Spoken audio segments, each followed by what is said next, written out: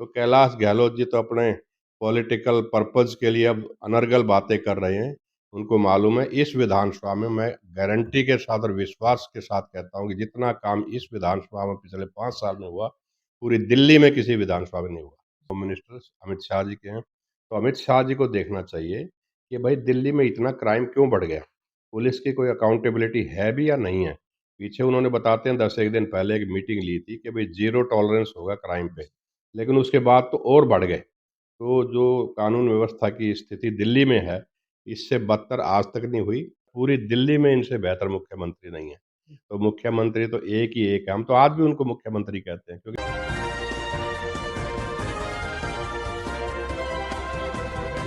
Active India में आपका हार्दिक स्वागत है। मैं शंकर धीवा।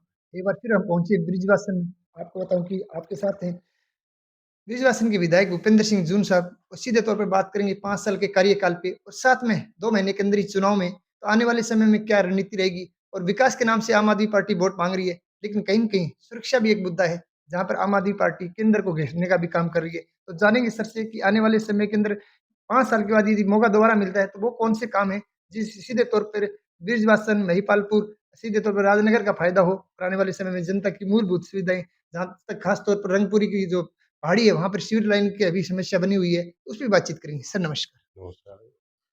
सर लगातार मैं बात करूँ विकास के नाम से आम आदमी पार्टी वोट माँग रही है, लेकिन कहीं न कहीं कल आज की बात है, 3 घंटे पहले ही आपकी ही पार्टी में रहे पूर्व कैबिनेट मंत्री कैलाश गहलोत ने बोला कि महिपालपुर के अंदर 10 साल में कोई काम नहीं हुआ।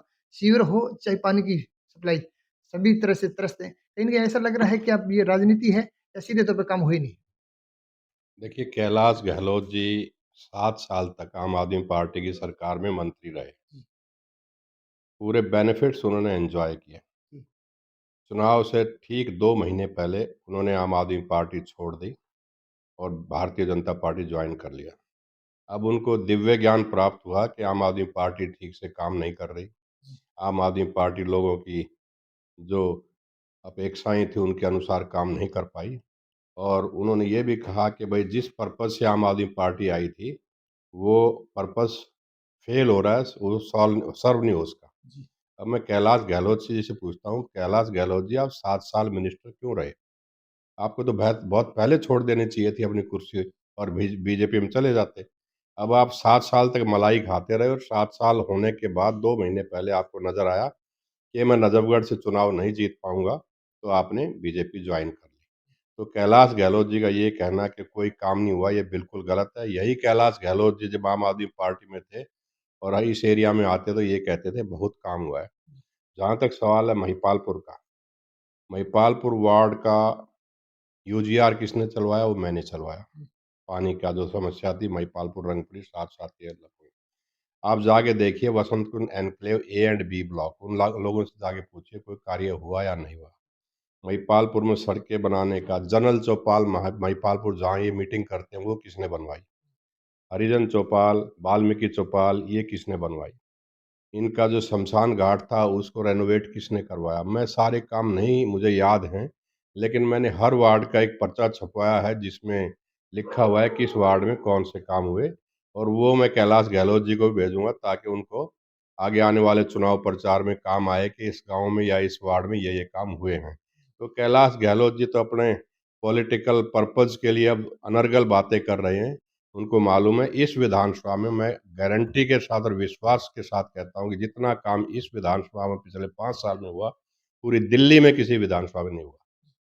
जैसे ही सर कैलाश गहलोत जी ने बीजेपी में ज्वाइन की तो सीधे तौर पे बताया कि नजफगढ़ से वहाँ जहाँ तक उनका जो गृह क्षेत्र है वहाँ पर उनकी स्थिति खराब है, यानी कि अच्छी नहीं है। उसी ने मद्देनजर ये भी बताया जा रहा है कि जो ब्रिजवासन है ये जाट बहु इलाका है और यहाँ पे एक टिकट की दावेदारी बनती है। इसी तौर पे जब आप अपने आपसे करीब 500 मीटर दूर जाओगे तो पोस्टर भी लगेंगे ब्रिजवासन में आपका हार्दिक स्वागत है, इसमें कोई दो राय नहीं है। और बीजेपी के लगभग टिकट के रूप में कंफर्म ही मांगा जाता है। और तभी बीजेपी के एक बड़े नेता और पूर्व विधायक लगातार आम आदमी पार्टी के संपर्क में भी हैं। कहीं न कहीं ऐसा नहीं लगता यदि वो आते हैं तो आपकी दावेदारी कमज़ोर पड़ेगी? नहीं, ऐसा कुछ नहीं है, पार्टी काम देखती है, हुँ, पार्टी अवसरवादियों को मौका नहीं देती। अब कुछ लोग ये सोचेंगे कि हम अब आम आदमी पार्टी में चले जाएँ अपने पॉलिटिकल सर्वाइवल के लिए, वो आम आदमी पार्टी में आ जाएँगे बीजेपी छोड़ के, तो ऐसे दल-बदलुओं को जो है पार्टी काम उनसे ना लेती है, ना उनको टिकट देने में विश्वास रखती है। हुँ। दूसरा सर आम आदमी पार्टी के काफ़ी टिकटार्थी और इसमें कोई दो राय नहीं है, चुनाव लड़ना सबका अधिकार है। लेकिन कहीं न कहीं चुनाव लड़ने के लिए जो पोस्टर लगा रहे हैं, उसमें काम के नाम से राजनीति कर रहे हैं कि काम के नाम से आम आदमी पार्टी आई है। इसका मतलब आपने कहीं न कहीं काम तो किया है। और तो मैं ये जानना चाहता हूँ कि वो जो आपके जो टिकटार्थी हैं, वो आपके साथ मिलकर नहीं चल रहे हैं, लेकिन फिर भी आपकी कहीं न कहीं ब्रांडिंग या मार्केटिंग तो करते हुए नज़र आ ही रहे हैं। मैं ये जानना चाहता हूँ कि उनके लिए क्या सबक है? देखिए, आपने खुद ही अपने सवाल का जवाब दे दिया कि वो ये क्लेम करते हैं, लिखते हैं कि भई हमने विकास कार्य किया है। जी, तो विकास कार्य तो हुआ है, इसमें कोई दो राय नहीं। आप मुझे एक भी वार्ड बताओ जिसमें काम ना हुआ हो। अब वो उसका बेनिफिट लेना चाहते हैं, लेकिन ये बात है सबका अपना इंटरेस्ट है, पॉलिटिकल इंटरेस्ट के भई एक-दूसरे के आगे निकलना चाहते हैं। लेकिन पार्टी को मालूम है काम किसने किया है और पिछले 5 साल में जितने काम बिजवासन विधानसभा में हुए, किसने कराया है। तो पार्टी का भी पूरा सहयोग रहा और जो दूसरे डिपार्टमेंट्स थे जहाँ-जहाँ से फंड्स आए उनका भी पूरा सहयोग रहा और हमने ज़्यादा से ज़्यादा फंड्स जो है लोगों के भलाई के लिए, विकास के लिए लगाया है। तो वो लोग बेनिफिट लेने की कोशिश कर रहे हैं। टिकट माँगना सबका हक है, पार्टी देखेगी कौन उचित उम्मीदवार है, कौन नहीं है। दूसरा जब आम आदमी पार्टी के ग्रुप में मैं भी करीब 7 साल से राजनगर में रहता हूँ, तो 7 साल से उन्हीं ग्रुप में जुड़ा रहता हूँ। कहीं न कहीं जो 7 साल से जो पुराने में जो कार्यकर्ता हैं, वो कहीं न कहीं आपसे नाराज़ हैं कि समय नहीं देते हैं, ख़ास तौर पर राजनगर के लिए और काम करवा के सीधे निकल जाते हैं बिना बोले ही। तो कहीं न कहीं ऐसा नहीं लग रहा है कि उनके साथ एक मीटिंग की जाए और उनकी भी जो है प्रतिक्रिया है या पार्टी के प्रतिकूल हो या अनुकूल हो, वो सुनी जाए? देखिए, ये मसला कब तक है, जब तक के टिकट अनाउंस नहीं हो जाती। फिर सभी कार्यकर्ता मिल के काम करेंगे, टिकट चाहे किसी को भी मिले। फिर सब एक यूनाइट उसमें आके सब एक-दूसरे के साथ आके पार्टी के लिए काम करेंगे। जहाँ तक सवाल है कि भई कार्यकर्ता कुछ नाराज़ हैं, कुछ लोग ऐसे हैं जो पार्षद की टिकट के लिए उन दिनों कोशिश कर रहे थे, लेकिन टिकट तो एक आदमी को ही मिलेगी ना। अब पार्षद की टिकट माँगने वाले 10 थे और मिला 1 को, तो स्वाभाविक है कि जो 9 आदमी हैं उनको थोड़ा-सा बुरा लगेगा। लेकिन नहीं, जब चुनाव आ जाएगा, टिकट अनाउंस हो जाएँगे, तो हम सब मिल बैठ के बात करेंगे और अगर किसी को गिले-शिकवे हैं, तो उनको दूर करेंगे। सर, सुरक्षा का एक बड़ा अहम मुद्दा है और सीधे तौर पे आपने विधानसभा में उठाया। चाहे पूर्व मुख्यमंत्री अरविंद केजरीवाल जी हो, चाहे आतिशी जी हो, चाहे आपने भी करीब 4 मिनट का मैंने आपका वीडियो भी देखा है, उसको पोस्ट भी किया, काफ़ी अच्छी माँगे आपने रखी। और इसी मद्देनज़र आपको बताऊँ कि कल रात कल सुबह की बात है कि देवली गाँव के अंदर 3 तिहरा हत्याकांड हुआ जिसमें एक एक्स आर्मी पर्सन था, उसकी पत्नी थी और उसकी 19 साल की लड़की। वहाँ पे हो सकता है कि हत्यारों ने उसका हत्या किया या खुद किया, ये तो अभी तक छानबीन का मामला है।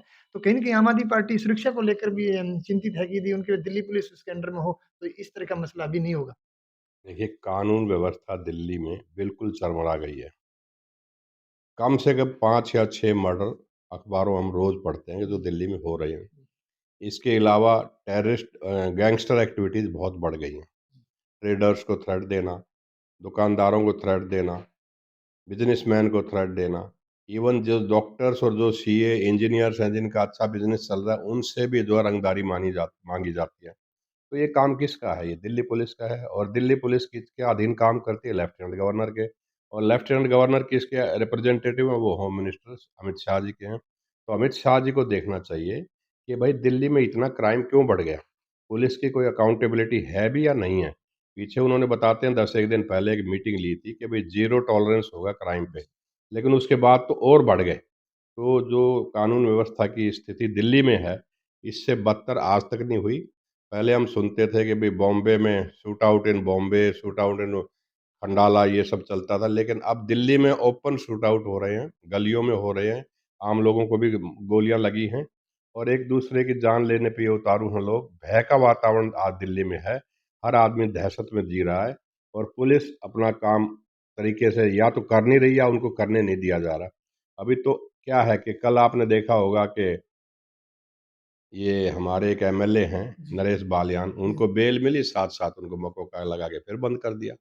ऐसी क्या जल्दी थी? आप अपनी फ़ॉर्मेलिटीज़ पूरी करो, उस वॉइस को फोरेंसिक एग्ज़ामिनेशन कराओ, अगर आपके पास कोई एविडेंस आती है तो फिर आगे बढ़ो। लेकिन नहीं, उनको तुरंत गिरफ्तार कर लिया मकोका में। पर्पज़ क्या है? कि अरविंद केजरीवाल जी को बदनाम करो, आम आदमी पार्टी को बदनाम करो और इनको जेल से बाहर मत आने दो।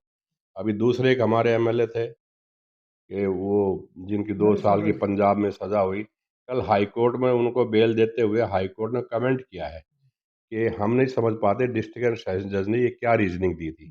तो उसी ग्राउंड पे उनको बेल दे दी और उम्मीद है कि वो भी वहाँ से बरी होके आएँगे। सर एक बार फिर मैं ब्रिजवासन विधानसभा की तरफ आना चाहता हूँ। विकास के नाम से जब आपने मैनिफेस्टो के तौर पे खास तौर पर हर वार्ड के कामों की लिस्ट बनाई तो उसमें करीब 220 करोड़ रुपए आपने लगभग लगाए, जिसमें 17 करोड़ रुपए एमएलए फंड था और आपने जो फंड है जो सरकार की तरफ से लगाए। तो मैं ये जानना चाहता हूँ कि ये फंड तो लग चुका है। यदि में दोबारा मौका मिलता है, आप जनता के प्रतिनिधि बन के आते हैं, तो ऐसे कौन-कौन से मुख्य काम बचे हुए हैं जिससे सीधे तौर पर ब्रिजवासन विधानसभा के जो रुके हुए काम है वो जल्दी हों? मोटे-मोटे तौर पे। देखिए, महिपालपुर वार्ड में हमने सबसे पहले रंगपुरी गाँव में और के ब्लॉक, एल ब्लॉक, के 2 ब्लॉक महिपालपुर एक्सटेंशन में, इन सब में हमने सीवर लाइन डालनी है। अभी एसटीपी बनाने के लिए डीडीए से लैंड अलॉट हो गई है। बहुत जद्दोजहद के बाद डीडीए ने लैंड दे दी है और कंसल्टेंट अपॉइंट हो गया है। जो ही कंसल्टेंट अपनी रिपोर्ट सबमिट करेंगे, उसके बाद जो है ये टेंडर में जाएगा सारा प्रोसेस और फिर इस एरिया में सारे में सीवर लाइन डाली जाएगी। पुरानी जो पाइपलाइनें हैं उनको चेंज किया जाएगा। आज दिल्ली जल बोर्ड के पास फंड्स की कमी है, लेकिन नए फाइनेंशियल ईयर में जो फंड आएँगे तो हम इनकी पुरानी पाइपलाइन सारी चेंज करेंगे। एक्सटेंशन वसंत कुंज एक्सटेंशन ए ब्लॉक में सीवर डालना है। बी ब्लॉक में सीवर और पानी के साथ-साथ पानी की लाइनें रिप्लेस करनी हैं। उस एरिया को यूजीआर से जो महिपालपुर में पानी सप्लाई करने के लिए उनको कनेक्ट करना है। एक डिफेंस एन्क्लेव एरिया है, उसमें सीवर लाइन डालनी है।